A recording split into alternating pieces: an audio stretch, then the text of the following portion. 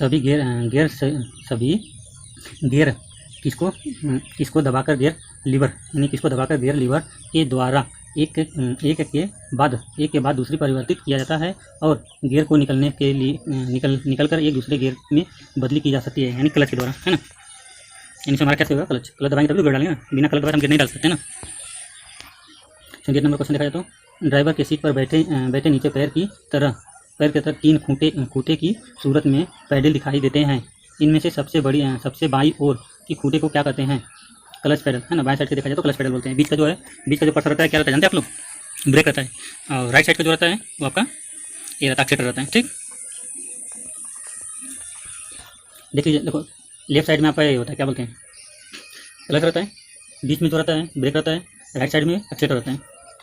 79 number question, जब engine को start करके गाड़ी को चालू करना होता है तो किससे इस पैडल को दबाकर दबाना पड़ता है ना। बाएं पैर को यानी क्लच को दबाना पड़ता है, ठीक। अगर गाड़ी आपकी न्यूट्रल में है तो क्लच दबाने की कोई जरूरत नहीं। गाड़ी अगर 1 नंबर में पड़ी है तो फिर वहाँ पे हमको क्लच दबाना पड़ेगा, है ना। 80 नंबर क्वेश्चन देखा जाए तो गाड़ी चालू करने के लिए सर्वप्रथम कौन सा गियर लगाया जाता है? पहला नहीं, फर्स्ट नंबर गियर। गाड़ी चालू करने के लिए सर्वप्रथम कौन सा गियर लगाना चाहिए? वैसे देखा जाए तो नियम अनुसार एक भी गियर नहीं लगाना चाहिए, तब स्टार्ट करना चाहिए। उसके जब चलना रहे तब गियर डालना चाहिए, है ना। 81 नंबर मोटर वाहन अधिनियम 1988 केंद्र सरकार द्वारा देश में कब लागू किया गया? मोटर वाहन अधिनियम 1888 केंद्र सरकार द्वारा देश में कब लागू किया गया? 1 जुलाई 1989 को, है ना, 1989 को।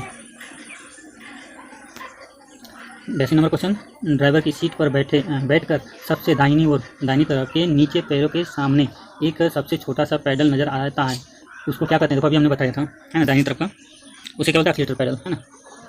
यानी राइट साइड में एक्सीलेटर पैडल होता है, बीच का जो ब्रेक होता है, ठीक, ध्यान देने का कभी भी। 83 नंबर क्वेश्चन देखा जाए तो एक्सीलेटर पैडल को किसके साथ संबंध होता है? यानी कार्बोरेटर के साथ में, इंजन के साथ में, कार्बोरेटर के साथ में रहता है कनेक्शन। अगर कार्बोरेटर नहीं दिया रहता है तो हम वहाँ पे जैसे कार्बोरेटर है या पंप है ना, बोस पंप हट रहा है, ऐसे रहता है, डीजल पंप रहता है, उसमें कनेक्शन होता है, ठीक। तब यहाँ पर दिया कार्बोरेटर तो कार्बोरेटर समझाएंगे। गियर बॉक्स में नहीं रहता, स्टीयरिंग में नहीं रहता, फुट ब्रेक में नहीं रहता है वो, ठीक। ये भी आपको फुट ब्रेक यानी गियर बॉक्स में भी नहीं रहता है, फुट ब्रेक में भी नहीं रहता है, स्टीयरिंग में भी नहीं रहता है। स्टीयरिंग में हमारा कार्बोरेटर कोई काम ही नहीं रहता है, ठीक है, इससे कार्बोरेटर हम जानेंगे, ठीक। 84 नंबर क्वेश्चन, एक्सीलेटर इंजन का संबंध कार्बोरेटर के अंदर किससे होता है? एक्सीलेटर इंजन का संबंध कार्बोरेटर के अंदर किससे होता है? यानी थ्रेटल वाल्व से। 85 नंबर, जब इंजन स्टार्ट करना हो या चलते हुए इंजन की गति को तेज करनी हो तो किस पैडल की आहिस्ता धीरे दबाया जाता है? एक्सीलेटर को, है ना। एक्सीलेटर यानी रेस हम देंगे तभी गाड़ी बढ़ेगी ना हमारी, धीरे। और आप लोग को मेंटेनेंस के बारे में बताने वाले, आप लोग मेंटेनेंस की जल्दी में देखिए, मेंटेनेंस की आप लोग को जानकारी मिल जाएगी आप लोग को। 86 नंबर, मोटर गाड़ी अधिनियम 1988 को मुख्य धारा के अनुसार निम्नलिखित में से किस स्थिति में चालक सजा पत्र है?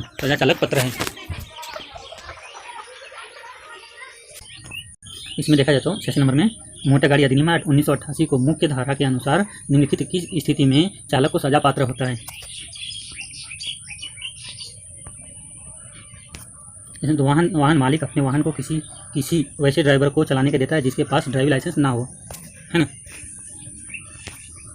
गाड़ी को किसी क्षेत्र के विशेष में से उस समय ले जाना जबकि उस समय गाड़ी ले जाने पे प्रतिबंध हो, है ना।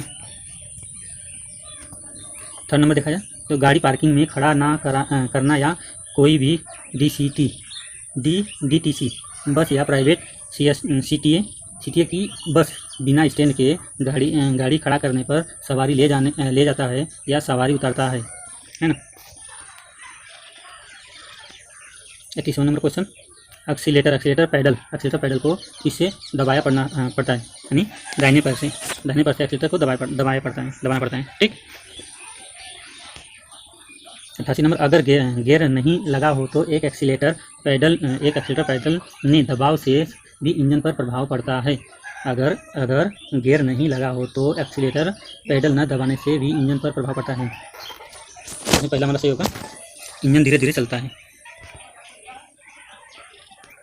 3 नंबर क्वेश्चन, क्लच एवं एक्सीलेटर पैडल के बीच एवं फुट ब्रेक पैडल होता है जो इन दोनों में से होता है।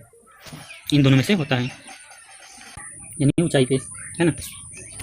90 नंबर क्वेश्चन देखा जाए तो गियर लीवर के बराबर में से एक और डंडा सा खड़ा रहता है, जिसे क्या कहते हैं, हैंड ब्रेक। गियर के ठीक बैक साइड में, पीछे साइड में देखेंगे तो हैंड ब्रेक का एक लीवर होता है। 92 नंबर क्वेश्चन, निम्नलिखित कथनों में से विचार कीजिए। निम्नलिखित कथनों में से विचार कीजिए। तो देखेंगे पहला, किन्हीं छोटी कारों में से हैंड ब्रेक लीवर सामने हैंड ब्रेक पर दाहिनी तरफ होता है। छोटी गाड़ियों में नहीं होता है, बड़ी गाड़ियों में होता है दाहिनी तरफ। हैंड ब्रेक लीवर को हाथ से अपनी तरफ खींच देने से मोटर गाड़ी उतार या चढ़ाव पर से अपने आप नहीं लुढ़क सकती है, अपने आप नहीं लुढ़क सकती है। तो इसमें देखा, हैंड ब्रेक गाड़ी को संबंध रखता है। उपर्युक्त कथनों में से कौन से कथन सत्य हैं, यानी चौथा हमारा सत्य है। ठीक, मोटर गाड़ी में कंट्रोल सिस्टम्स के अलावा इंजन को कंट्रोल करने वाले में से कितने पुर्जे होते हैं? 5 पुर्जे होते हैं। यानी मोटर गाड़ी में कंट्रोल सिस्टम के अलावा इंजन को कितने कंट्रोल करने के अलावा कितने पुर्जे होते हैं? 5 पुर्जे होते हैं। ड्राइवर के सामने हैंड ब्रेक पर एक चाबी सी लगी होती है। ड्राइवर के सामने डैशबोर्ड पर एक चाबी सी लगी होती है, जिसको कहते हैं क्या? इग्निशन सिस्टम, है ना, स्विच। इग्निशन स्विच कहते हैं। पहला से होगा इग्निशन स्विच। सुबह के समय या ठंडे मौसम में कार इंजन को स्टार्ट करते समय किन यंत्र को अपनी तरफ खींचने से पेट्रोल जल्दी कार्बोरेटर में पहुंच जाता है? चेक लीवर, है ना, चेक लीवर, जिसको चोक बोलते हैं हम लोग, है ना। यहाँ पे चोक लीवर दिया है।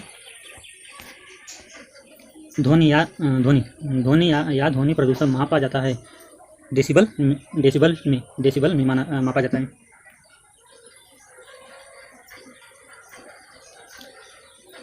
क्वेश्चन, निम्नलिखित में से कौन सा पर्यावरण के लिए हानिकारक है? यानी हानिकारक जो है प्लास्टिक जो पर्यावरण के लिए हानिकारक है। निम्नलिखित में से कौन सा विश्व उष्मा को कारण है? निम्नलिखित में से कौन विश्व उष्मा का कारण है? वायु प्रदूषण जो धुआं निकलता है। ठीक, 98 नंबर क्वेश्चन, निम्नलिखित में से कौन सा वायु प्रदूषण का एक उदाहरण है? निम्नलिखित में से कौन सा वायु प्रदूषण का एक उदाहरण है? यानी धुआं एवं कुहासा, है ना, वाहनों से निकलने वाली गैस, जलती लकड़ियों की धुएं से निकली गैस। ठीक, यानी तीनों सही हमारा। भारत तथा दूसरे देशों में प्रदूषण को रोकने के लिए बनाए गए नियम का प्रयोग रोकता है, यानी प्लास्टिक के थैले से। भारत तथा दूसरे देशों में प्रदूषण को रोकने के लिए बनाए गए नियम प्लास्टिक के थैलों का प्रयोग रोकता है ना, प्लास्टिक के थैलों का प्रयोग रोकता है। 100 नंबर क्वेश्चन, पहली इलेक्ट्रिकल कार का आविष्कार कब हुआ था? पहली इलेक्ट्रिकल कार का कब आविष्कार हुआ था? 1832 में आविष्कार हुआ था। 1832 में आविष्कार हुआ था। चलो गाइस, आप लोग से मिलते हैं नेक्स्ट वीडियो में। आप लोग चैनल को सब्सक्राइब करो, लाइक करो, शेयर करो, और ड्राइवर के थ्रू हर एक प्रकार की जानकारी आप लोग को मिल जाएगी। चलो मिलते हैं नेक्स्ट वीडियो में। गुड बाय दोस्तों।